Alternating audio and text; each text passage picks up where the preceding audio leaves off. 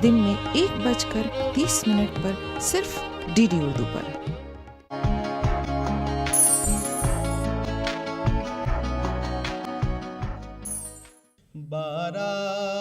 रबीउल अव्वल दिन पीर सुबह सादिक 12 रबीउल अव्वल दिन पीर सुबह सादिक।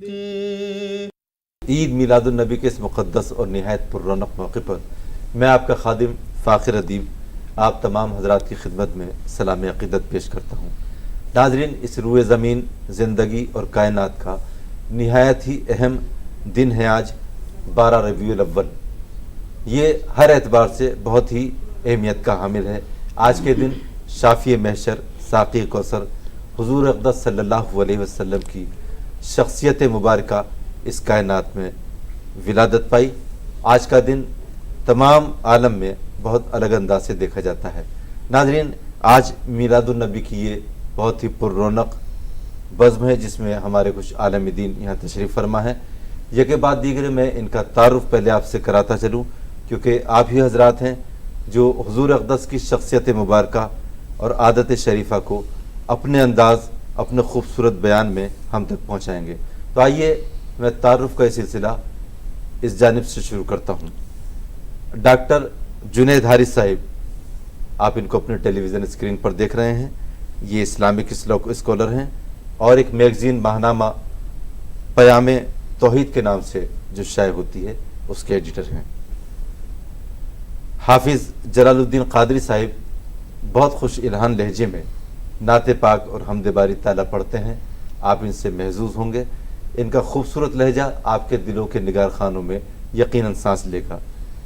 नाज़रीन, आज की बहुत ही अहम शख्सियत हैं सैयद मोहम्मद क़ादरी साहिब, जो मुख्तलिफ़ ममालिक का सफ़र कर चुके हैं और ये डायरेक्टर हीरा इंस्टीट्यूशन हमारे दरमियान इस्लामिक स्कॉलर के हैसियत से तशरीफ़ फरमा है।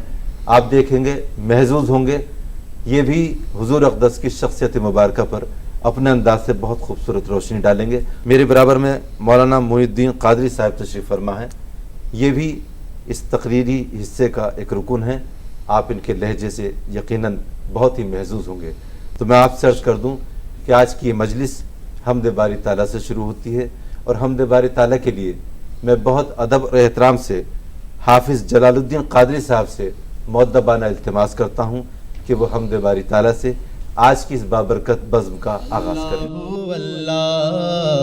अल्लाहु अल्लाह कहती है कहती है कहती है कहती है कहती है ये फूलों की इर्दा अल्लाहु अल्लाह अल्लाहु अल्लाह कहती है ये फूलों की इर्दा अल्लाहु अल्लाह कहती है ये फूलों की इर्दा अल्लाहु अल्लाह अशजार के पत्तों पे लिखा अल्लाहु अल्लाह अल्लाहु अल्लाह अल्लाह अल्लाहु अल्लाह अल्लाह अल्लाहु अल्लाह खुशबू किरण उजाले घनक और कह कशां खुशबू किरण उजाले घनक और कह कशां खुशबू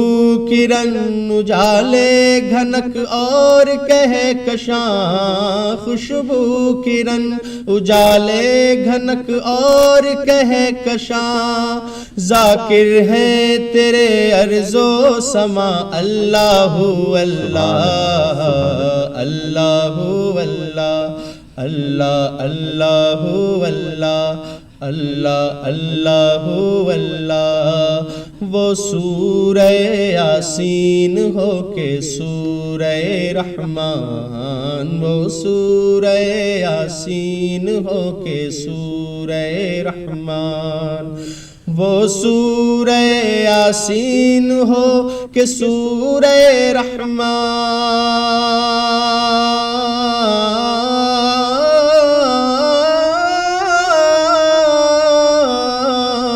वो सूरह यासीन हो के सूरह रहमान رحمان قرآن کے لفظوں کی صدا اللہ اللہ اللہ اللہ اللہ اللہ اللہ اللہ اللہ اللہ جب نزع کے عالم میں ہوں مولا یہ اجاگر جب نزع کے عالم میں ہوں مولا یہ اجاگر جب نزع کے عالم میں ہوں مولا یہ اجاگر جب نزع کے عالم میں ہوں مولا یہ اجاگر ہو ذکر تیرا ورد زباں اللہ اللہ اللہ اللہ اللہ اللہ اللہ اللہ اللہ اللہ اللہم صلی وسلم وبارک علیہ۔ سبحان اللہ۔ حافظ جلال الدین قادری صاحب بہت ہی خوش الحان لہجے میں حمد باری تعالیٰ سے نواز رہے تھے، اور آج کا یہ خوبصورت سفر ان کے مبارک لہجے سے اپنے وجود میں آیا۔ ناظرین و حاضرین، یہاں سے ہم تقاریر کا سلسلہ شروع کرتے ہیں۔ وہ معلوماتی جواز لیے ہوئے عالم دین اپنے دامن میں گوہر لے کر ہم تک پہنچے ہیں، جو ہمارے ذہن کے اندھیروں کو یقینی طور پر دور کریں گے۔ تو آئیے مولانا معین الدین قادری صاحب، جو بہت ہی خوبصورت لب و لہجے کے مالک ہیں، اپنے پرکشش لہجے میں حضور اقدس کی شخصیت مبارکہ پر روشنی ڈالیں گے۔ میں بہت ادب سے ملتمس ہوں مولانا معین الدین قادری صاحب سے کہ وہ اپنے ارشادات سے ہمیں نوازیں۔ الحمدللہ رب العالمین والعاقبۃ للمتقین والصلاة والسلام علی رسول الکریم وعلی آلہ وصحبہ اجمعین، اما بعد فاعوذ باللہ من الشیطان الرجیم، بسم اللہ الرحمن الرحیم۔ لقد من اللہ علی المؤمنین اذ بعث فیہم رسولا، صدق اللہ المولانا العظیم۔ الحمدللہ، آج نور ہی کا ذکر ہے۔ مصطفیٰ جان رحمت صلی اللہ تعالی علیہ وسلم کا یوم پیدائش 12 ربیع النور کا یہ عظیم مقدس دن کہ جس کی نعمتوں، جس کی رحمتوں سے ہم اور آپ مالا مال ہو رہے ہیں۔ اللہ تبارک و تعالیٰ اسی دن کی برکت سے ہماری دنیا اور ہماری آخرت کو سنوارے، یہ مولا قدیر کی بارگاہ میں دعا ہے۔ آج کا یہ عظیم دن آپ دیکھیں، تاریخ اسلام کے اندر بہت ہی خوبیوں والا دن ہے۔ آج ہی کے دن مصطفیٰ جان رحمت صلی اللہ تعالی علیہ وسلم دنیا میں تشریف لائے۔ اگر آپ دنیا میں تشریف نہ لاتے تو دنیا کی کسی چیز کو بھی وجود نہیں ملتا۔ حضرت موسیٰ علیہ السلام نے جب بارگاہ خدا میں عرضی کی، مولا تو نے مجھے عظیم مقام سے نوازا ہے، اللہ تبارک و تعالیٰ فرماتا ہے فخذ ما آتیتک وکن من الشاکرین، اے موسیٰ جو تمہیں دیا گیا اس پر شکر کرو، اور فرماتا ومت علی توحید وحب محمد صلی اللہ تعالی علیہ وسلم، اور مصطفیٰ جان رحمت صلی اللہ تعالی علیہ وسلم کی محبت پر قائم رہو۔ تو حضرت موسیٰ علیہ السلام نے عرض کی، مولا کیا تیری توحید کے ساتھ محمد کی محبت ضروری ہے؟ تو اللہ تبارک و تعالیٰ فرماتا ہے لولا محمد و امتہ لما خلقت الجنۃ ولا النار ولا الشمس ولا القمر ولا اللیل ولا النہار ولا ملک مقربا ولا نبی مرسلا ولا ایاک۔ اے موسیٰ، اگر محمد کو پیدا کرنا مقصود نہ ہوتا تو میں جنت کو پیدا نہ کرتا۔ اے موسیٰ، اگر محمد کو پیدا کرنا مقصود نہ ہوتا تو میں چاند کو پیدا نہ کرتا، سورج کو پیدا نہ کرتا، ملائکہ کو پیدا نہ کرتا، اے موسیٰ انسانوں کو پیدا نہ کرتا، ولا ایاک، اے موسیٰ میں تجھے بھی پیدا نہ کرتا۔ تو پتہ چلا کہ آج کا یہ عظیم دن کہ مصطفیٰ جان رحمت صلی اللہ تعالی علیہ وسلم کے صدقے طفیل ہی ساری کائنات کو وجود ملا ہے، اور مصطفیٰ جان رحمت صلی اللہ تعالی علیہ وسلم کی رحمت کاملہ کا حصہ ہر طبقے کو ملا ہے۔ آج میں خاص طور پر روشنی جو ہے خواتین کے تعلق سے ڈالنا چاہوں گا کہ مصطفیٰ کی آمد سے پہلے دنیا میں جو عورتوں کی عزت تھی، عورتوں کا مقام تھا، اگر تاریخ پڑھنے والے اچھی طرح جانتے ہیں کہ کس طرح عورت کو دیکھا جاتا تھا۔ وہی انسان کہ جس کے گھر میں اگر لڑکا پیدا ہوتا تو بڑی خوشی مناتا، اور لڑکی پیدا ہوتی تو اس طرح کا ماحول ہوتا کہ جیسے وہاں موت ہو گئی ہو۔ اور تاریخ کے اندر تو یہ ملتا ہے کہ اگر کوئی صبح صبح اپنے گھر سے نکلتا اور راستے میں اگر کسی بیوہ کو دیکھ لیا کرتا تھا تو راستہ بدل لیا کرتا تھا، اپنے کام کاج کی طرف جاتا نہیں تھا اور کہتا تھا کہ آج تو ایک منحوس کا چہرہ دیکھ لیا ہے، اب میرا کام بنے گا نہیں۔ اور انسان اپنے ہاتھوں سے اپنے گھر میں پیدا ہونے والی بچیوں کو دفن کر دیا کرتا تھا، گلا گھونٹ کر انسان مار دیا کرتا تھا۔ وما ارسلناک الا رحمت للعالمین، اے محبوب ہم نے آپ کو سارے جہان کے لیے رحمت بنا کر بھیجا ہے۔ اور مصطفیٰ جان رحمت صلی اللہ تعالی علیہ وسلم ایسی رحمت بن کر دنیا میں تشریف لائے کہ اللہ کے رسول صلی اللہ تعالی علیہ وسلم نے اسی عورت کے مقام کو اتنا بلند کر دیا، اتنا بلند کر دیا، اللہ اکبر کبیرہ، کہ خود مصطفیٰ جان رحمت فرماتے ہیں کہ کل تک لوگ بیواؤں کو منحوس سمجھتے تھے، مگر یہ محمد بن عبداللہ سب سے پہلے اپنا نکاح ایک بیوہ سے کرتا ہے۔ اللہ اکبر، ذرا دیکھیے آپ، لوگ بیوہ کا چہرہ دیکھنا پسند نہیں کرتے تھے، مگر مصطفیٰ نے ایک بیوہ کو سینے سے لگایا اور بتا دیا کہ بیوہ منحوس نہیں ہوتی ہے، بلکہ بیوہ تو مصطفیٰ کے دل کا سکون ہوتی ہے۔ وہ مصطفیٰ جان رحمت صلی اللہ تعالی علیہ وسلم کہ جب حضرت عائشہ صدیقہ نے عرض کی یا رسول اللہ، دور جہالت کے اندر تو لوگ اس طرح کا ظلم کیا کرتے تھے، مگر آپ بتائیں یا رسول اللہ عورت کا آپ کے یہاں کیا مقام ہے؟ تو اللہ کے رسول نے فرمایا کہ جس گھر میں لڑکی پیدا ہوتی ہے وہاں اللہ کی رحمتوں کا نزول ہوتا ہے۔ جب تک وہ لڑکی اپنے میکے میں رہتی ہے، یعنی باپ کے یہاں رہتی ہے، تو وہاں اللہ کی رحمتوں کا نزول ہوتا رہتا ہے، اور جب وہی لڑکی اپنے سسرال چلی جاتی ہے تو وہاں پر اللہ کی رحمتوں کا نزول ہوتا ہے۔ حضرت عائشہ عرض کرتی یا رسول اللہ، عورت کے بارے میں کچھ اور فرمائیں۔ اللہ کے رسول فرماتے ہیں اے عائشہ سنو، اگر کسی گھر میں 4 بچیاں ہوں، 4 لڑکیاں ہوں، اور اگر وہ انسان ان چاروں بچیوں کی صحیح پرورش کرے اور صحیح جگہ ان کا نکاح کرے، اللہ کے رسول فرماتے وہ انسان جنتی ہے۔ حضرت عائشہ عرض کرتی یا رسول اللہ، جس گھر میں 3 بچیاں ہو، اللہ کے رسول فرماتے اے عائشہ، وہ تینوں کی صحیح پرورش کرے، تینوں کا صحیح جگہ نکاح کر دے تو وہ انسان بھی جنتی ہے۔ حضرت عائشہ اور عرض کرتی یا رسول اللہ، جس گھر میں 2 بچیاں ہو، اللہ کے رسول نے فرمایا عائشہ وہ بھی جنتی ہے۔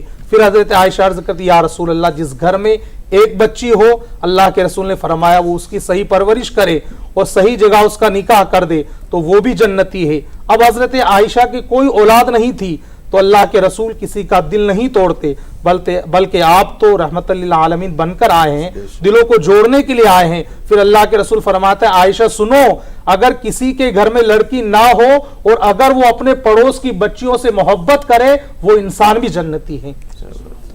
کتنا بلند کر دیا اللہ کے رسول صلی اللہ تعالی علیہ وسلم نے اس عورت کے مقام کو۔ آپ دیکھیں اللہ کے رسول کی آمد جہاں پر ہر قوم کو مصطفیٰ کی آمد سے حصہ ملا ہے۔ ابو لہب اتنا بڑا بدبخت کہ جس کی مذمت میں اللہ تبارک و تعالی نے سورہ لہب نازل فرمائی ہے، مگر جس رات مصطفیٰ جان رحمت صلی اللہ تعالی علیہ وسلم کی ولادت باسعادت ہوئی تو سویبہ نامی عورت جو کہ ابو لہب کی غلام تھی، کنیز تھی، اور جب اس نے مصطفیٰ کی آمد کے تعلق سے سنا تو دوڑتی ہوئی ابو لہب کے گھر گئی، اور گھر جانے کے بعد کہا اے ابو لہب مبارک ہو، تیرے بھائی عبداللہ کے یہاں پر لڑکا پیدا ہوا ہے۔ تو ابو لہب جو کافر تھا اس نے سننے کے بعد خوش ہوا اور اس طرح انگلیوں سے اشارہ کیا کہ اے سویبہ جا تو آزاد ہے، اے سویبہ جا تو آزاد ہے، اے سویبہ جا تو آزاد ہے، اس طرح اشارہ کیا۔ اب وہ آزاد ہوئی، مگر آپ دیکھیں ابو لہب مرنے کے بعد ابو لہب اپنے گھر والوں کے خواب میں آیا، یہ بخاری شریف کی حدیث ہے، آپ دیکھیں تو ابو لہب سے پوچھا گیا اے ابو لہب تیرا کیا حال ہے؟ تو کہنے لگا کہ تم سے جدا ہونے کے بعد مجھے کوئی خوشی نہیں ملی، مگر سنو ہاں جب پیر کا دن آتا ہے تو پیر کے دن مجھے ان دونوں انگلیوں سے پانی دیا جاتا ہے۔ پوچھا گیا اس کی کیا وجہ ہے؟ تو ابو لہب کا بیان ہے کہ میں نے اپنے گھر میں کام کرنے والی کنیز سویبہ کو آزاد کیا تھا، دونوں انگلیوں سے اشارہ کیا تھا، تو اللہ تبارک و تعالی دونوں انگلیوں سے مجھے پانی عطا فرماتا ہے اور میرے عذاب کو ہلکا فرماتا ہے۔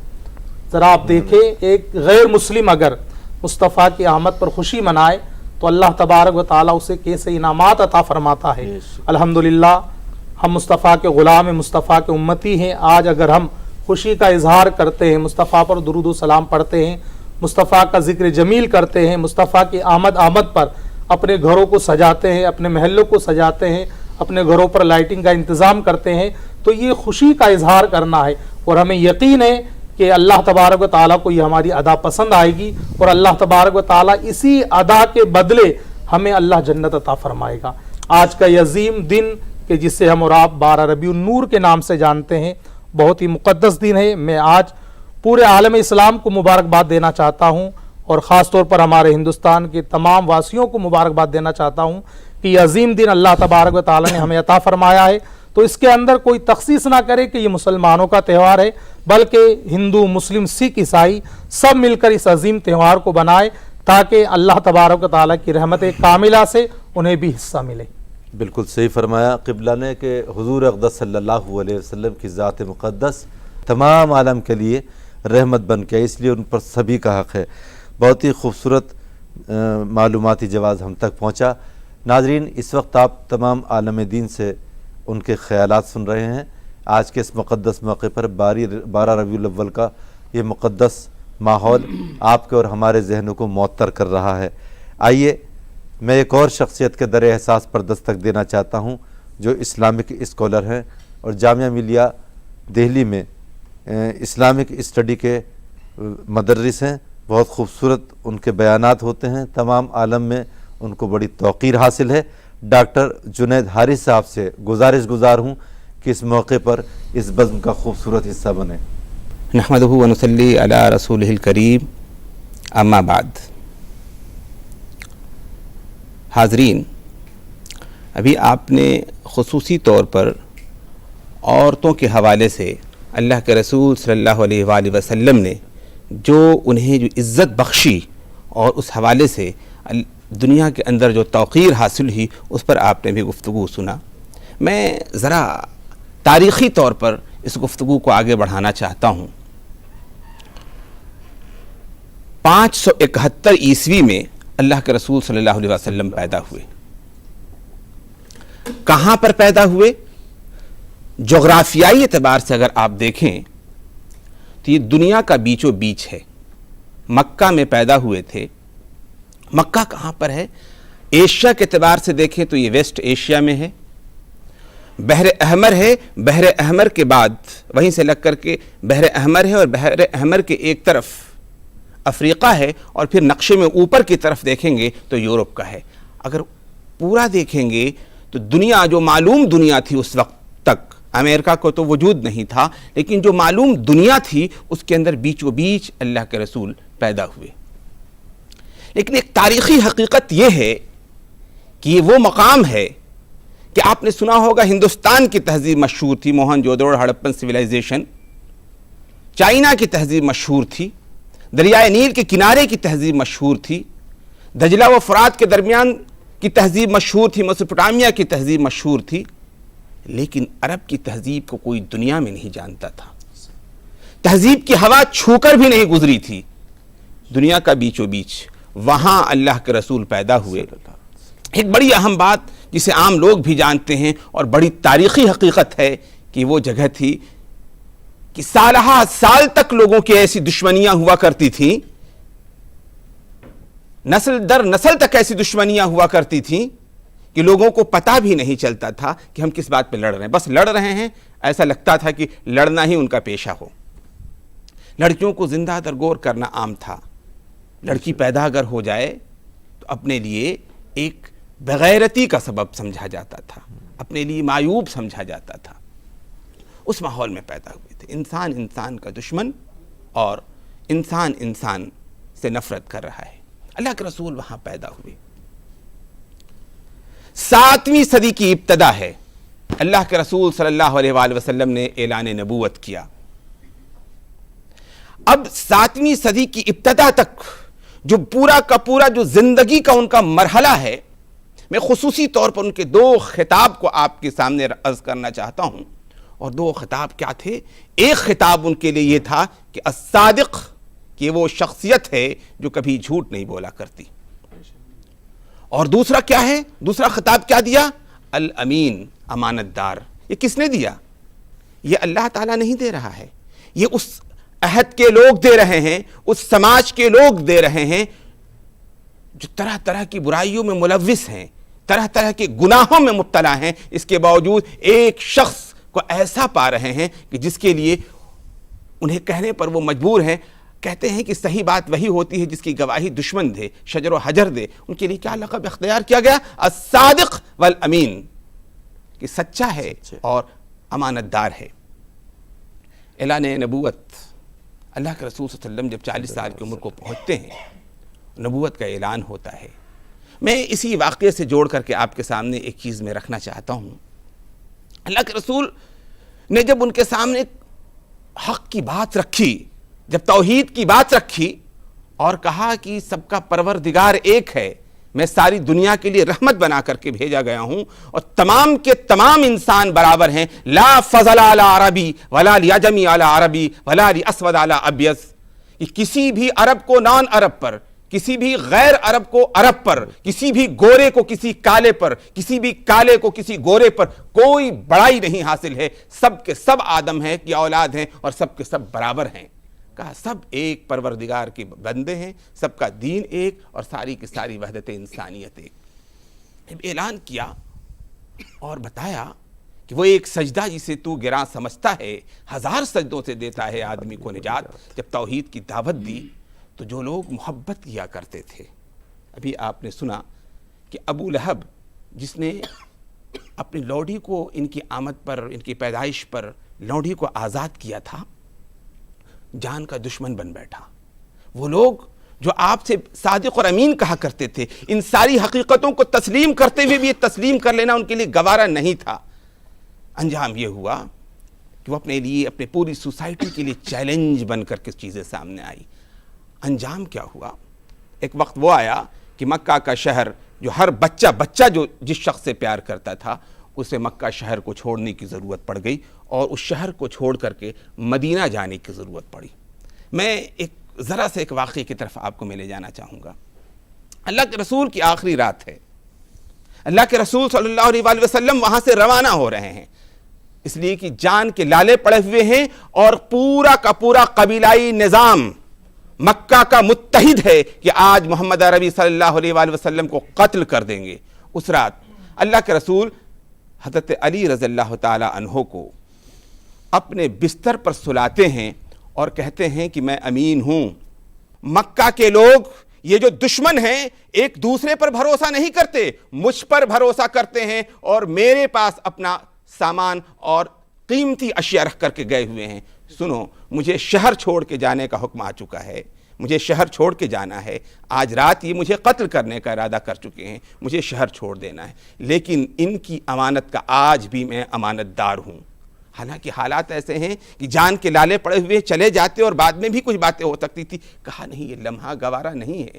امانت داری کی وہ نشانی، وہ عظیم علامت دے کر کے دنیا کو گئے کہ حضرت علی رضی اللہ تعالیٰ عنہ سوئے ہوئے، کس بات کے لیے سوئے ہوئے ہیں کہ جب صبح بیدار ہوں تو جو ان کے دشمن ہیں ان کو ان کا سامان واپس کر دیا جائے، یہ تمہارا سامان ہے، اسے لے لو۔ اس لیے کہ جس شخص سے دشمنی کر رہے تھے وہ امین ہے، وہ کبھی امانت میں خیانت نہیں کر سکتا ہے اور لمحے بھر کے لیے دغا نہیں دے سکتا ہے۔ اس شہر کو چھوڑ کے جا رہا ہے تمہاری وجہ سے، لیکن اس کے باوجود یہ حال ہے۔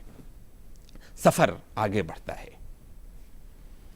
راستے میں مکہ کی طرف چاروں طرف گھوڑے دوڑا دیے جاتے ہیں کہ تلاش کیا جائے محمد عربی صلی اللہ علیہ وسلم کو، اس انقلاب کو روکنے کی کوشش کی جائے جو انسان کو انسان کی غلامی سے آزاد کرنے کے لیے آیا ہے، اس انقلاب کو روکنے کے لیے کوشش کی جائے جو تمام انسانوں کو برابر کرنے کے لیے آیا ہے۔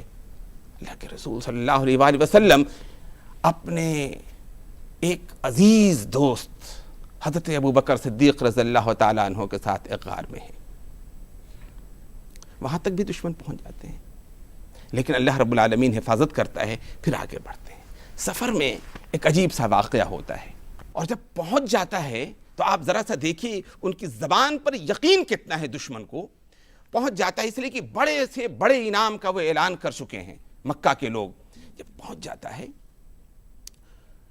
تو اللہ کے رسول صلی اللہ علیہ وسلم اس سے کہتے ہیں کہ سنو، اگر آج تم نے جا کر اہل مکہ کو میرے راستے کی خبر نہیں دو گے تو میں تمہیں کس چیز کی، قیصر و کسریٰ کی تاج، قیصر و کسریٰ کی قیمتی دولت کا میں واسطہ دیتا ہوں، میں تمہیں عطا کروں گا۔ میں آپ اندازہ کیجئے بے سر و سامانی میں جس کی جان کے لالے پڑے ہوئے ہیں، وہ ایک شخص سے کہہ رہا ہے کہ میں اس وقت کی سب سے بڑی حکومت، ایران کی حکومت اور روم کی حکومت کے نام سے وہ کہتا ہے کہ میں اس کی دولت تمہیں عطا کروں گا۔ کوئی یقین کرے گا کہ اپنی جان کے تو لالے پڑے ہوئے ہیں، اپنی جان تو بچانا مشکل ہے، اور یہ مجھ سے وعدے کیا ہو رہے ہیں کہ ہم آپ کو وہ دولت عطا کریں گے۔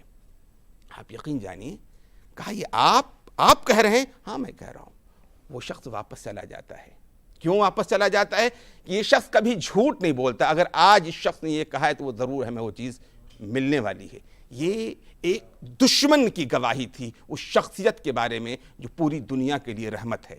اللہ کے رسول مکہ پہنچ جاتے ہیں، اور واقعی زمانے نے وہ دیکھا کہ ان کے زمانے میں نہیں، حضرت عمر رضی اللہ تعالیٰ عنہ کے زمانے میں جب روم اور ایران کی حکومتیں مسلمانوں کے ہاتھ میں آئیں تو وہ شخص آیا اور آنے کے بعد یاد دلایا اور اس کو وہ چیز عطا کی گئی۔ یہ ایک مسلمانوں کی زبان، مسلمانوں کا وعدہ، اور اللہ کے رسول کے صلی اللہ علیہ وسلم کے نام کے جو الصادق والامین جو دشمن کہا کرتا تھا، یہ اس کی نظیر تھی۔ اور اللہ کے رسول نے جو، اللہ رب العالمین نے جو نے وما ارسلناک الا رحمۃ للعالمین جو کہا، یہ پوری دنیا کے لیے رحمت ہو، اس کو کس طرح نبھایا، تاریخ اس بات کو جانتی ہے۔ میں تاریخی طور پر آپ کو ایک طرف لے چلنا چاہتا ہوں۔ میں نے کہا بحر احمر، افریقہ، اس کے بعد یورپ۔ آپ یہ دیکھیں گے اللہ کے رسول نے اب اپنے ساتھ جڑنے والوں کی کیسی پرورش کی۔ آپ اندازہ کیجئے کہ جو دشمنی 1 سال تک ایک دوسرے کے دشمن ہوا کرتے تھے، اللہ کے رسول نے کہا کہ جسد واحد، انہیں ایک جسم کی طرح بنا کے رکھ دیا کہ اگر کسی کی آنکھ، اگر کسی کی کسی انگلی میں تکلیف ہو تو آنکھ اس درد میں برابر کی شریک ہوتی ہے۔ کہا کہ پورا کا پورا جو شخص اسلام قبول کر لیتا ہے ایک جسم واحد کی طرح، ایک مجسم جسم کی طرح ہوتا ہے کہ اگر پیر میں تکلیف ہو تو سر آرام سے نہیں رہ سکتا ہے، آنکھ آرام سے نہیں سوکتی، ایسی شخصیت بنا دی اور پوری دنیا سے محبت کرنے والی بنا دی۔ لڑکیوں کو جو زندہ درگور کیا کرتے تھے، اللہ کے رسول صلی اللہ علیہ وسلم نے فرمایا، ابھی میں انہی کی بات کو ذرا سا آگے بڑھاتے ہوئے ایک حدیث میں آپ کے سامنے پیش کروں۔ کہا جنتی لوگوں کی نشانی بتاتے ہوئے اللہ کے رسول نے فرمایا کہ جب گھر میں، وہ حدیث جو آ چکی میں اسے نہیں پیش کروں گا، کہ جس شخص کے گھر میں لڑکی پیدا ہو اور اس کے گھر میں لڑکا بھی ہو اور لڑکی بھی ہو، اور دونوں کی پرورش میں کوئی اونچ نیچ نہ کرے، کوئی نابرابری نہ کرے، دونوں کو برابری کے انداز میں پرورش کرے، یہی جنتی لوگ ہیں۔ یہی نہیں، آگے بڑھ کر کے کہا لڑکے کے اوپر بیوی اور بچوں کی ذمہ داری کو بھی ڈالا، ماں باپ کی ذمہ داری کو بھی ڈالا، لڑکی کے اوپر کوئی ذمہ داری نہیں ہے، لیکن اس کے باوجود وہ قانونی طور پر، فقہی طور پر، اسلامی قانون کے مطابق جب وہ بڑی ہوتی ہے تو باپ کے بھی جائیداد کی حصے دار ہوتی ہے اور شوہر کے بھی جائیداد کا حصے دار ہوتی ہے۔ اور ایک بڑی عجیب بات میں آپ سے کہنے والا ہوں، اور اگر شوہر کا انتقال ہو جائے، کسی دوسرے شوہر سے شادی ہو جائے، کسی دوسرے مرد سے شادی ہو جائے، تو پہلے ماں باپ کی بھی جائیداد کی حصے دار، پہلے شوہر کی بھی جائیداد کی حصے دار، اور جہاں پر اس کی شادی ہو رہی ہے اس کی بھی جائیداد کی حصے دار۔ لائبلٹی کچھ بھی نہیں ہے، ذمہ داری کچھ بھی نہیں ہے۔ اللہ کے رسول صلی اللہ علیہ وسلم نے فرمایا اس کی بنیاد پر جو اسلامی قانون بنا، اس کا ایک شک ذرا سا دیکھیے گا۔ ایک عورت اگر اس کے بطن سے، اس کے پیٹ سے ایک بچہ بھی اگر پیدا ہوتا ہے، اگر وہ چاہے تو اپنے شوہر سے دودھ پلانے کا کرایہ مانگ سکتی ہے۔ اللہ کے رسول نے جانوروں کے بھی ایسے حقوق متعین کر دیے کہ اگر کوئی سواری کے جانور، اونٹ کے اوپر بھی اگر کوئی مال لادنا چاہے تو اونٹ کی اوقات کے مطابق اللہ کے رسول نے متعین کر دیا تھا کہ اس سے زیادہ نہیں آپ سامان اس پر رکھ سکتے۔ اللہ کے رسول صلی اللہ علیہ وسلم نے فرمایا اتقوا المنائل الثلاثہ، کہ 3 لعنت کی جگہوں سے پرہیز کرو گندگی پھیلانے سے۔ نمبر 1 الموارد، سیراب ہونے کی جگہ، پانی کی جگہ، گھاٹ، جہاں جو پانی کا سروت ہو یا جہاں پر پانی کا کام ہو رہا ہو، وہاں پر گندگی پھیلانے سے پرہیز کرو۔ جو لوگ میڈیکل سائنس سے متعلق رکھتے ہیں اچھی طرح جانتے ہیں کہ پانی کے ذریعہ بیماریاں کیسے پھیلتی ہیں۔ اللہ کے رسول نے کہا اتقوا، وہاں پر گندگی پھیلانے سے پرہیز کرو۔ دوسرا فرمایا وقاریات الطریق، اور عام شاہراہ، عام راستوں پر گندگی پھیلانے سے پرہیز کرو. کاش اپنے ملک کے لوگوں کو سمجھ میں آ جائے. سوچھتا ابھیان کے اندر سڑکوں پر پیشاب کرتا ہوا نظر آدمی آ جاتا ہے اس ملک میں. کاش سمجھ میں آ جائے کہ کہیں پر بھی گندگی قاریۃ الطریق عام شاہراہ. ظاہر سی بات ہے جراثیم وہیں سے دوسری جگہوں پر پنپتے ہیں اور بیماریاں عام ہوتی ہیں. تیسری چیز وذل، سایہ دار جگہ پر گندگی پھیلانے سے پرہیز کرو، اس لیے کہ وہاں سورج کی کرنیں نہیں پڑتی ہیں، روشنی نہیں جاتی ہے اور جراثیم وہاں پنپنے کا موقع ملتا ہے وہاں پر، اور اس طریقے سے بیماریوں کے عام ہونے کا موقع ملتا ہے. میں سمجھتا ہوں کہ سوچھتا ابھیان میں صرف اس حدیث کو سامنے رکھ لیا جائے تو بہت بڑا کام انجام پا سکتا ہے.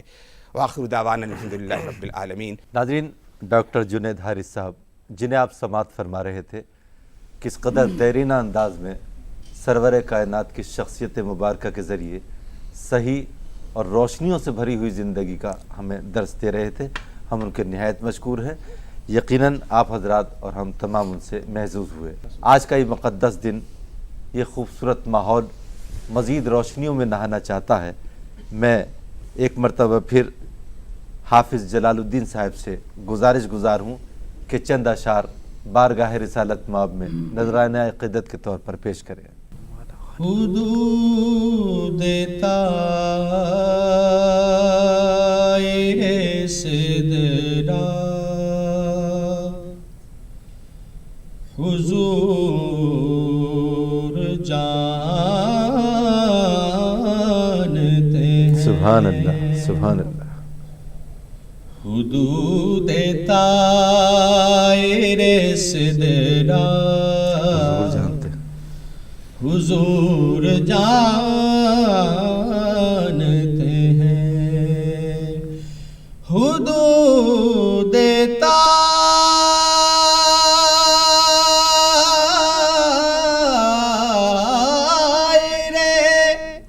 سدرا حضور جانتے ہیں. اور کہاں ہے عرش مولا حضور جانتے ہیں. سبحان اللہ. کہاں ہے عرش مولا حضور جانتے ہیں.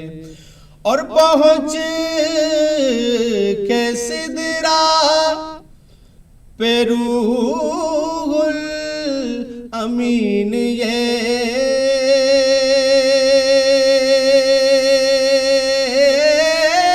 بولے. پہنچ کے سدرا پہ روح الامین یہ بولے کہ اب اس سے آگے کا راستہ حضور جانتے ہیں. اب اس سے آگے کا راستہ حضور جانتے ہیں. اور بروز حشر شفاعت کریں گے چن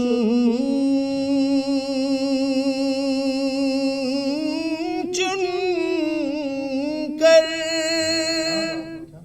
بروز حشر شفاعت کریں گے چن کر. کیونکہ ہر ایک غلام کا چہرہ حضور جانتے ہیں. ہر ایک غلام کا چہرہ حضور جانتے ہیں. اور انہیں خبر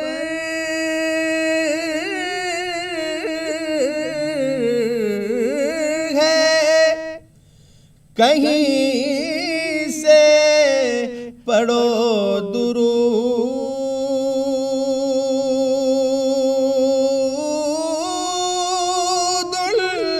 پر. انہیں خبر ہے کہیں سے پڑھو درود ان پر، کیونکہ کہاں سے کس نے پکارا حضور جانتے ہیں، کہاں سے کس نے پکارا حضور جانتے ہیں۔ اور قیامت آئے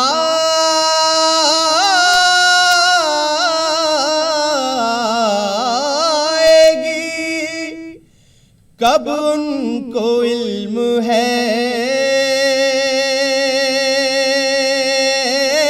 سرور قیامت آئے گی کب ان کو علم ہے سرور، اور ظہور کن کا بھی لمحہ حضور جانتے ہیں، ظہور کن کا بھی لمحہ حضور جانتے ہیں، کہاں ہے عرش مولا حضور جانتے ہیں۔ بزم تخیلات سجی تھی ابھی ابھی، آنکھوں میں مصطفیٰ کی گلی تھی ابھی ابھی، جبریل پوچھتے ہیں فرشتوں سے بار بار، کس کے لبوں پہ نعت نبی تھی ابھی ابھی۔ بارگاہ رسالت مآب میں نذرانہ عقیدت پیش کر رہے تھے حافظ جلال الدین قادری صاحب۔ ناظرین، مشہور زمانہ مفکر برنارڈ شاہ لکھتا ہے کہ دنیا میں کوئی بھی مذہبی رہنما ایسا نہیں گزرا جس کے بارے میں یہ سننے کو ملا ہو کہ جس کے تھوک اور بلغم کو چہروں پر ملنے کے لیے لوگوں میں جھگڑا ہوتا ہو۔ ناظرین، ایک شعر ہے کہ اپنا کردار آئینہ کر لے، اپنا کردار آئینہ کر لے، سانپ شیشے پہ چل نہیں سکتا۔ اس شعر کی روشنی میں ایک چھوٹا سا واقعہ، اللہ کے رسول کی خدمت میں ایک بوڑھی عورت حاضر ہوئی اور اس نے کھانے کی دعوت پیش کی۔ اللہ کے نبی نے اس دعوت کو قبول کیا اور اپنے ایک صحابی کے ساتھ اس کی جھوپڑی میں تشریف لے گئے۔ بوڑھی نے آپ کی مرغوب غذا لوکی بنا رکھی تھی، لوکی کی سبزی اور روٹی رکھی گئی۔ اللہ کے نبی نے روٹی کا ٹکڑا لیا، لوکی سے لگایا اور تناول فرمایا۔ ناظرین، غور کرنے کی بات یہ ہے کہ اس کے بعد آپ نے روٹی کا استعمال نہیں کیا، وہ روکھی سبزی تناول فرمائی۔ اس بوڑھی عورت سے بولے بہت ہی اچھی سبزی ہے، اگر اور ہو تو لے کر آئیے۔ بوڑھی عورت گئی اور سبزی لے کر آئی۔ آپ نے پھر بھی روٹی کا استعمال نہیں کیا، اس سبزی کو روکھا ہی نوش فرمایا، تناول فرمایا۔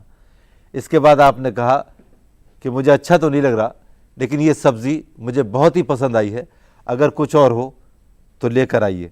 بوڑھی عورت کی آنکھوں میں آنسو آ گئے، وہ گئی سبزی لے کے آئی، لیکن میرے دین پسند دوستو، سبزی پہلے دونوں مقابلے میں اب کے کم تھی، فطری طور پر کم تھی۔ آپ نے تناول فرمائی اور کہا کہ مجھے بہت ہی اچھی سبزی لگ رہی ہے، اگر اور ہو۔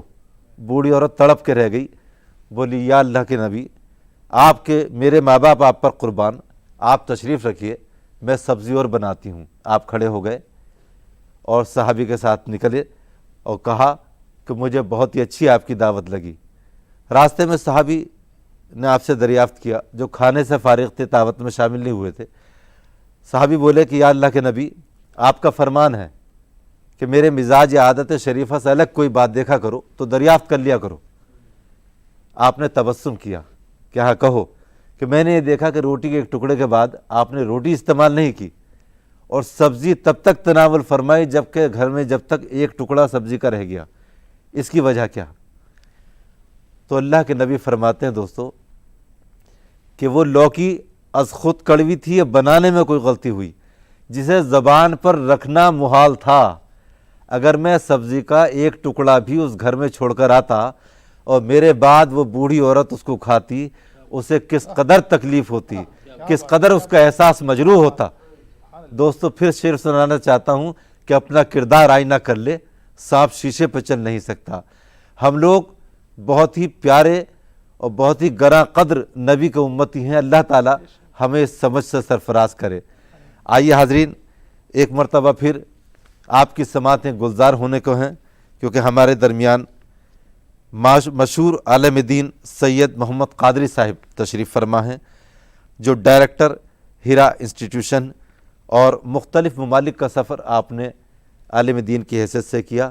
اور جو بات اس جانکاری میں مجھے بہت اچھی لگی وہ یہ ہے کہ آپ کو یہ شرف حاصل ہے کہ آپ کعبۃ اللہ کے اندر داخل ہونے کا شرف آپ کو حاصل ہے، جو بہت کم لوگوں کو ہوتا ہے۔ تو آئیے میں ان سے گزار ہوں کہ اپنے گراں قدر کلمات سے نوازیں سید محمد قادری صاحب۔ اس مقدس عید میلاد النبی کے دن، جو عیدوں کی بھی عید کا دن ہے، آقا کریم رؤوف الرحیم کی بارگاہ میں ہدیہ درود و سلام پیش کر لیں۔ اللہم صلی علی سیدنا مولانا محمد وعلی آل سیدنا مولانا محمد مبارک وسلم، صلاۃ و سلام علیک یا رسول اللہ۔ مجھ سے قبل آپ نے بہت کچھ سنا۔ قرآن مقدس میں اللہ رب العزت جل شانہ نے اپنے محبوب کو یاسین کہا، طٰہٰ کہا، مزمل کہا، مدثر کہا، مومن کہا، ولی کہا، معزز کہا، رؤوف کہا، رحیم کہا، اور رحمت عالم کہا۔ اللہ رب العالمین اور اس کا محبوب رحمت للعالمین، یہ کتاب قیامت تک کے لیے ہے، اور جب تک کہ رب کی ربوبیت جاری رہے گی مصطفیٰ کی رحمت بھی جاری رہے گی، اس لیے کہ اللہ کے رسول صلی اللہ علیہ وسلم ذرے ذرے کے لیے، جن و انس کے لیے، کائنات کے لیے، پتھر کے لیے، درخت شجر و حجر کے لیے رحمت بن کر کے تشریف لائے۔ اور اللہ کے نبی خود ارشاد فرماتے کہ میری مثال بارش جیسی ہے، میری مثال بارش جیسی ہے۔ اب بارش تو سب پر برستی ہے، وہ یہ نہیں دیکھتی کہ کون اپنا ہے کون پرایا ہے۔ اب وہ ہوشیار ہے جو اپنے دل کے کٹورے کو سیدھے کر لے تو اس میں کچھ قطرے آ جائے اور اس کا بیڑا پار ہو جائے۔ اسی لیے کسی نے کہا کرم سب پر ہے کوئی ہو کہیں ہو، کرم سب پر ہے کوئی ہو کہیں ہو، تم ایسے رحمت للعالمین ہو۔ اللہ کے نبی علیہ الصلوۃ والتسلیم نے ارشاد فرمایا کہ گناہوں میں ایک گناہ یہ بھی ہے کہ کسی کا دل دکھایا جائے۔ حضرت عبداللہ ابن عمر رضی اللہ تعالی عنہ کے ساتھ میرے آقا خانہ کعبہ کا طواف کر رہے تھے، حضرت عبداللہ بھی موجود تھے۔ آقا نے فرمایا اے کعبہ، یقیناً تو اللہ کا عزت والا گھر ہے، لیکن میرے نزدیک، اللہ کے نزدیک ایک مومن کی عزت و حرمت تجھ سے بھی بڑھ کر کے ہے۔ حضور فرماتے جس نے کسی مومن کو ایذا دی اس نے مجھے ایذا دی، جس نے مجھے ایذا دی اس نے اللہ کو ایذا دی، جس نے کسی مومن کے دل کو خوش کر لیا اس نے مجھ محمد کے دل کو خوش کر لیا، اور جس نے مجھ محمد کے دل کو خوش کر لیا اس نے خدا کو خوش کر لیا۔ اسی طریقے سے اللہ کے نبی فرماتے وہ مسلمان نہیں کہ جس کی زبان اور ہاتھ سے اس کا پڑوسی محفوظ نہ ہو، بلکہ ایک مقام پہ اللہ کے نبی ارشاد فرماتے ہیں کہ وہ انسان کہ جس سے لوگوں کو امان نہ ملے تو ایسا شخص مومن ہو ہی نہیں سکتا۔ آقا فرماتے ہیں کہ تم مدد کرو ظالم کی اور مظلوم کی۔ صحابہ نے پوچھا حضور مظلوم کی مدد تو سمجھ میں آتی ہے کہ ہم مظلوم کو سہارا دے دے، لیکن حضور ہم کیا ظالم کی مدد کریں؟ اور ظالم کی مدد کیسے کریں؟ کیا ظلم میں مدد کرے؟ فرمایا نہیں، اسے ظلم سے روکو، یہی اس کی مدد ہے۔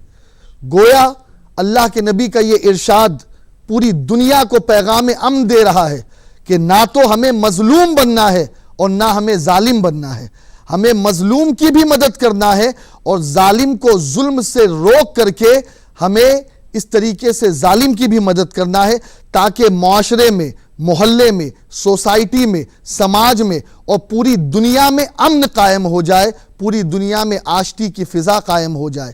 آج آپ دیکھیں اللہ کے نبی صلی اللہ علیہ وسلم کی رحمت کتنی عظیم تھی۔ مائیکل ہارٹ جو بہت بڑا اسکالر ہے، اس نے اپنی کتاب دا 100 میں اللہ کے نبی صلی اللہ علیہ وسلم کو سب سے پہلے نمبر پر جگہ دی۔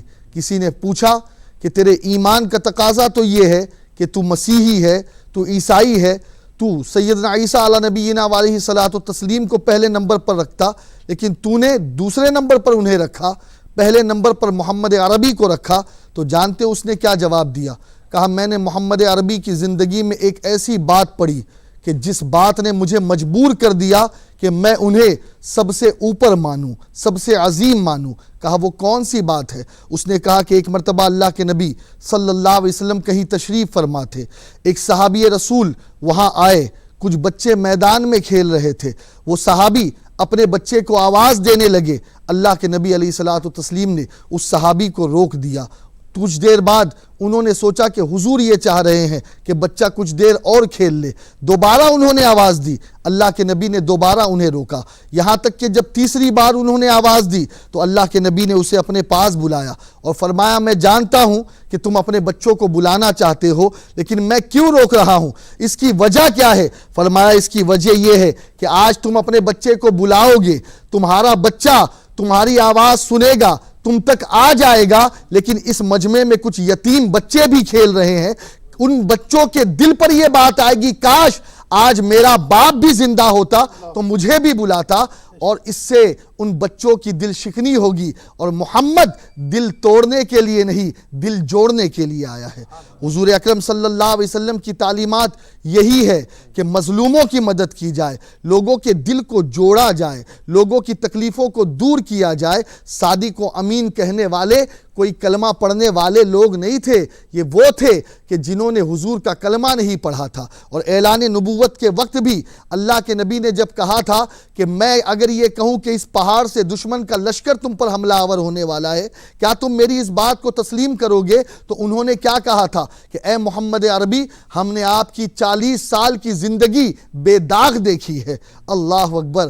ارے ننگوں کے درمیان کپڑا پہن کر رہنے والا، حیا کی پوشاک اوڑھنے والا، جھوٹوں کے بیچ سچائی کا پیغام دینے والا، جوا کھیلنے والوں کے بیچ، زانیوں کے بیچ رہ کر جس نے اپنی عزت کی حفاظت کی۔ اللہ اکبر! کہ جس نے مظلوم عورت کو جب کسی نے کڈنیپ کر لیا تو ایک فوج بنا کر کے، ایک جماعت بنا کر کے جس نے اس جوان لڑکی کو چھڑایا اور کہا آج کے بعد محمد مکے میں کسی بھی مظلوم پر اتیاچار ہونے نہیں دے گا۔ اور آج کے اس مقدس دن میں عالم اسلام کو پیغام یہ دینا چاہوں گا، کسی پر ظلم کرنا یہ اسلام کا قانون نہیں ہے، یہ پیغمبر اسلام کی دعوت نہیں ہے۔ حضور سرکار غریب نواز ہند الولی جو سلطان الہند ہے، غریب نواز ہے، معین الحق ملت والدین ہے، معین الدین اجمیری ہے، جنہوں نے 1 کروڑ لوگوں کو کلمہ پڑھایا، لیکن خدا کی قسم ہندوستان کے رہنے والے کوئی بھی یہ نہیں کہہ سکتا کہ میرے غریب نواز نے تلوار کا سہارا لیا، لاٹھی کا سہارا لیا یا کسی کو تماچا مارا۔ نہیں، بتا دیا کہ میں اسی محمد عربی کا غلام بن کر کے اس کی تعلیم کو لے کر آیا ہوں، تو آج بھارت کو امن کا گہوارہ بنا رہا ہوں۔ آج اس وقت ضرورت اسی بات کی ہے کہ ہم نبی کی صحیح تعلیم کو حاصل کریں، نبی کے صحیح مشن کو حاصل کریں۔ ارے انسان کو مارنا تو دور کی بات ہے، انسان کو ایذا دینا تو دور کی بات ہے۔ ایک مرتبہ اللہ کے نبی علیہ الصلاۃ والتسلیم اور صحابہ نے کسی جگہ پڑاؤ کیا، خیمہ نصب کیا، وہاں پر کچھ چیٹی نکل آئی تو صحابہ نے آگ لگائی تاکہ اس جگہ سے وہ چیٹیاں چلی جائے۔ اللہ کے نبی کو پتا چلا کہ ان چیٹیوں کو آگ کی ضرر پہنچائی جا رہی ہے۔ آقا نے فرمایا اس آگ کو بجھاؤ، اس لیے کہ کسی انسان کو یہ لائق نہیں ہے کہ وہ کسی مخلوق کو آگ کا عذاب دے۔ ارے جو پیغمبر چیٹی کو نہیں مارنے کی اجازت دے سکتا، وہ انسان کو قتل کرنے کی کب اجازت دے گا؟ وہ پیغمبر جو پورے عالم کے لیے، پوری سرشٹی کے لیے، پوری دنیا کے لیے رحمت بن کر کے آیا ہے، امن اور آشتی کا پیغام بر بن کر کے آیا ہے، اس کی تعلیم کو آج مسلمان اگر بھول چکے ہیں تو اسے اپنا لے۔ اور یقیناً جو لوگ اس قسم کی ایکٹیویٹیز کرتے ہیں، مظلوموں کو اور معصوموں کو، بے گناہوں کو اور بے قصوروں کو جو نشانہ بناتے ہیں، ان لوگوں کا اسلام سے کوئی تعلق نہیں ہو سکتا۔ اس لیے کہ بس اخیر میں ایک اسٹیٹمنٹ جو علامہ ابو یوسف علیہ رحمہ نے کتاب الخراج میں نقل کیا کہ جب حضرت ابو بکر صدیق کا دور خلافت تھا، اس وقت خالد بن ولید کو سیدنا ابو بکر صدیق نے ان علاقوں میں بھیجا جہاں مسلمان اکثریت میں تھے اور غیر مسلم قومیں جو ہے جہاں اقلیت میں تھے، وہاں پر حضرت خالد بن ولید کو 5 نکاتی پروگرام دے کر کے بھیجا۔ اس میں 5 نکتے کیا تھے؟ 5 نکاتی پروگرام حکام، عمال اور گورنرز کے نام دے کر کے بھیجا کہ سنو، تم اپنی رعایا کے ساتھ کس طریقے سے انصاف کرو گے، کس طریقے سے سیٹلمنٹ کرو گے، کس طریقے سے انصاف قائم کرو گے۔ اس جگہ کی بات ہو رہی ہے جہاں پر ڈیموکریسی نہیں بلکہ جہاں پر اسلام کا نظام ہے اور جہاں پر مسلمان جو ہے وہ بادشاہ ہے اور حضرت ابو بکر کی بادشاہت ہے۔ اب دیکھیے ایران، دمشق، عراق کے علاقوں سے حضرت خالد بن ولید جب گزرتے ہوئے آئے، وہ 5 نکاتی پروگرام کیا تھا؟ نمبر 1، کسی بھی مذہب کے عبادت گاہوں کو، خانقاہوں کو منہدم نہیں کیا جائے گا، ڈسٹرائے نہیں کیا جائے گا۔ کیا بات سمجھ میں آئی؟ اس پہلے نقطے میں بتا دیا اسلام تمہیں نہ مندر توڑنے کی اجازت دیتا ہے، نہ چرچ توڑنے کی اجازت دیتا ہے، نہ اسلام گرودوارہ توڑنے کی اجازت دیتا ہے اور نہ گرجا گھر توڑنے کی اجازت دیتا ہے۔ دوسرا پوائنٹ یہ تھا کہ غیر مسلم اپنا جلوس نکال سکتے ہیں، اپنا جلوس نکال سکتے ہیں۔ مسلم ریاست میں غیر مسلم اپنے تہوار کے وقت سلیب کے ساتھ جلوس نکال سکتے ہیں۔ تیسرا پوائنٹ یہ تھا کہ اذان اور نماز کے اوقات کے علاوہ غیر مسلم ناقوس بجا سکتے ہیں، بھجن اور کیرتن کر سکتے ہیں، انہیں ان چیزوں کی آزادی ہے۔ چوتھا پوائنٹ یہ تھا کہ اگر مسلم آبادی میں جہاں مسلمان اکثریت سے رہتے ہیں، ریاست مسلمانوں کی ہے، وہاں اگر کوئی مہمان بن کر آ جائے تو مسلمان کے لیے ضروری ہے کہ 3 دن تک کے وہ انہیں رہنے کی بھی جگہ دے گا، کھلائے گا بھی اور پلائے گا بھی۔ اور 5واں پوائنٹ تو اتنا سپرب ہے کہ اس پوائنٹ کو سننے کے بعد میں یہ سمجھتا ہوں کہ اگر کوئی دریدہ ذہن ہی ہوگا وہی یہ کہے گا کہ اسلام دہشت گردی سکھاتا ہے۔ میں تو کہتا ہوں امن اسلام نے جو سکھایا ہے وہ اسلام کے علاوہ کوئی امن اتنا سکھا ہی نہیں سکتا۔ حضرت ابو بکر صدیق نے جو 5واں پوائنٹ دیا تھا وہ 5واں پوائنٹ کیا تھا؟ ابو بکر فرماتے ہیں سنو، اگر کبھی کسی مسلم ریاست میں کسی غیر مسلم پر آفت آ جائے، مصیبت آ جائے یا پریشان ہو جائے تو مسلمان اپنی جان اور مال کے ذریعے اس غیر مسلم بھائی یا بہن کی مدد کرے گا۔ یہ اصل اسلام ہے۔ اور آج حضور کی ولادت کے دن میں یہی کہوں گا، حضور اکرم صلی اللہ علیہ وسلم کے خلیفہ ہے ابو بکر صدیق، حضور کے نائب ہے حضرت سیدنا خالد بن ولید، حضور کے نائب ہے حضرت خواجہ معین الدین اجمیری جنہیں غریب نواز کو حضور نے ہندوستان بھیجا۔ انہی کی تعلیمات اصل تعلیم ہے، جو صوفیوں کی تعلیم ہے، جو تصوف کی تعلیم ہے کہ جس نے دل توڑنے کو منع کیا ہے، کسی کو ایذا پہنچانے کو منع کیا ہے۔ خود بھی جیو، جینے دو سبھی کو، ایذا نہ پہنچاؤ خود سے کبھی کو، اسلام کا یہی درس منور۔ اللہ اکبر، اللہ اکبر، وما علینا الا البلاغ۔ نبی النبی نبی النبی النبی النبی، فاصلوں کو تکلف ہے ہم سے اگر، ہم بھی بے بس نہیں، بے سہارا نہیں، خود انہی کو پکاریں گے ہم دور سے، راستے میں اگر پاؤں تھک جائیں گے، مصطفیٰ مصطفیٰ مصطفیٰ مصطفیٰ مصطفیٰ مصطفیٰ مصطفیٰ مصطفیٰ، جیسے ہی سبز گنبد نظر آئے گا، بندگی کا قرینہ بدل جائے گا، سر جھکانے کی فرصت ملے گی کسے، خود ہی پلکوں سے سجدے ٹپک جائیں گے. مرحبا مرحبا مرحبا مرحبا مرحبا مرحبا مرحبا مرحبا. ہم مدینے میں تنہا نکل جائیں گے اور گلیوں میں قصدن بھٹک جائیں گے. ہم وہاں جا کے واپس نہیں آئیں گے. ڈھونڈتے ڈھونڈتے لوگ تھک جائیں گے. مجتبی مجتبی مجتبی مجتبی مجتبی مجتبی مجتبی مجتبی. اے مدینے کے ذاکر خدا کے لیے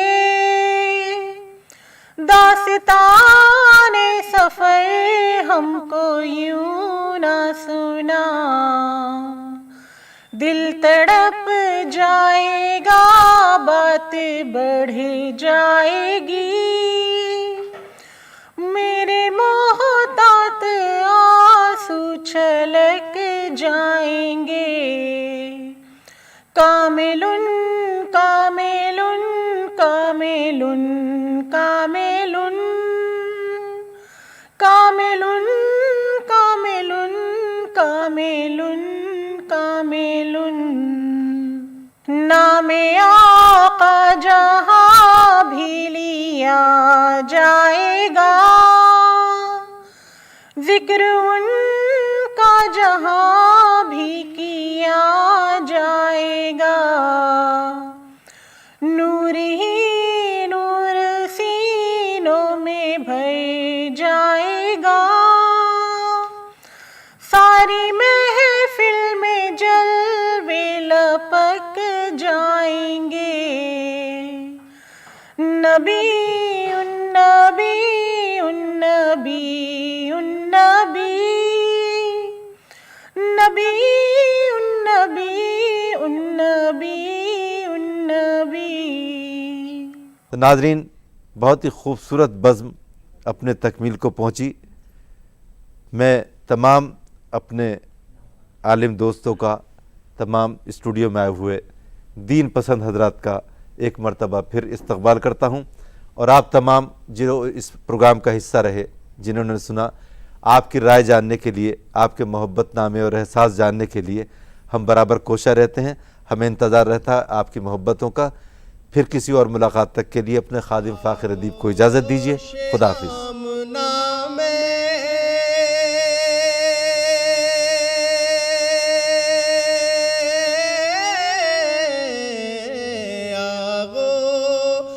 آمنا میں آغوش آمنا میں سرکار آ رہے ہیں محفل میں.